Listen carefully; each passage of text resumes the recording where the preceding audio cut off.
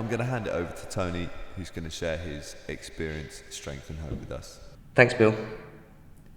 I'm Tony, and I'm an addict. Hello, everybody. It's good to be here, and it's good to be clean. Full of fear, as always, when I do one of these, which is weird, because I'm used to talking in front of people. I do it for a living, but this is different.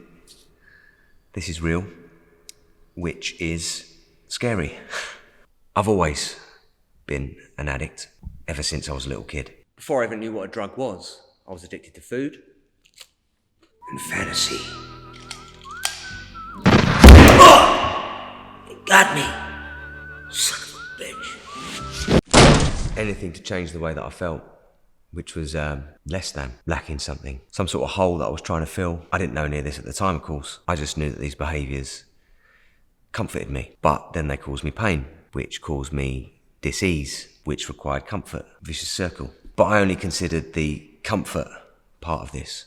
Actually, no, I didn't consider anything. I just did it. I was a world-class daydreamer. I once got left on the school bus because I was so deep in a daydream, I didn't realise everyone else had got off. Oh shit. And food? Well, once, when I was 7, I sat in the dinner hall and ate 3 dinners and 2 puddings. I was feeling upset because someone in the playground called me fatty. Ironic. I now know I was trying to anaesthetise my feelings. It worked.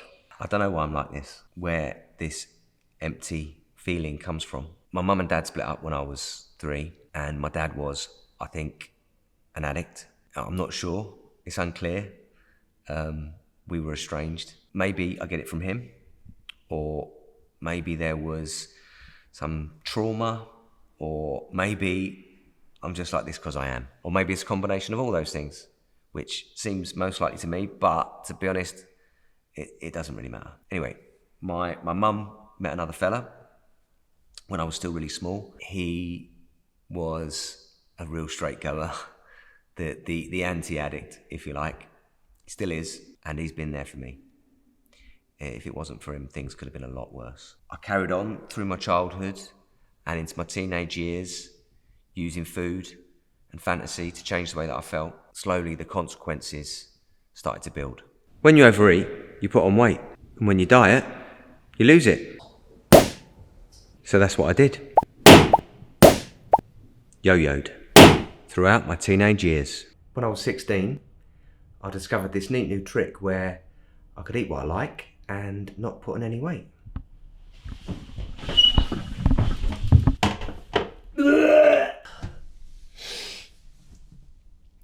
The first time I made myself sick, I'd never done cocaine, but I now know that the power that I felt in that moment was like snorting a big line of Charlie. Booyah! I thought I'd cracked it. Fast forward a few years, I've decided to make fantasy my living and gone off to drama school. Unless, poor Yorick, I knew him, Horatio. And that's when the using kicked in. Just alcohol and weed at that stage. But every night and all weekend, and often together, which resulted in more trips to the toilet. Because anything I did it addictively. I left drama school and got a job on the telly. All my dreams have come true. And that's when the Class A's kicked in. Coke and the pills. Where have you been all my life? Partying. And it was good for a bit. So, I left the job and then the using really took off. Daily using, 24 hours a day, except when I was asleep, which wasn't that often. And the money ran out and I couldn't pay my tax, so I had to go bankrupt and move back with my parents and the party was over. And my friends were all gone and I was depressed. And what was there? My real friends. The drugs. So I used and I used and I used and I got a job as a teacher because I didn't know what else to do. Crazy. I never wanted to be a teacher. As a kid, I never did drugs. As a teacher, I was snorting coke in the staff toilets in between lessons.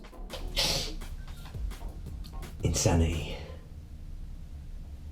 I spent way too much time in here. And I met a girl, and she got pregnant. We shouldn't have been together, let alone had a baby together, but we did. Didn't know how to be a dad. And the drugs got worse and worse, and we weren't happy, and she left me, and history was repeating itself, and the drugs got worse and worse. And I went to my parents, I owed money to drug dealers, and I broke down and I cried, and I said, I can't do this, I don't know how to stop. My stepdad said, I know this bloke, I work with him, and he's a decent fella, and he used to be a heroin addict. He hasn't taken any drugs for 20 years, and he goes to these meetings. He'd take you to one of these meetings if you want to go. Do you want him to take you? And I said yes. I didn't hesitate. I was desperate.